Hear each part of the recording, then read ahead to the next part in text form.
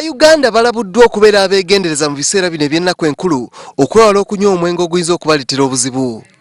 Adumira poliisi y'ebidduka mu Kampala n'emiriraano Lawrence Nwabine agamba nti wadde poliisi ebadde efubye okulwanyisa omuze guno naddala nga bakwata baddereeva bawaddanga gw'omuze gw'okunywa omwenge gukyali gw'amaanyi mu ggwanga. A policy concerning regulation of consumption of alcohol and brewing be put in place to assist the Ugandan society.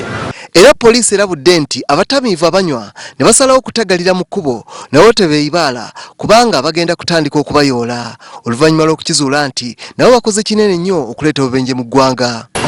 Bw'omulekawo ku luguudo n'agenda atagara emmotoka n'emukuba awo oba okoze ekintu kituufu abo nabo katubakwate baveeyo tulabe ngu ebigenda mu nkuuto zaffe byebituufu.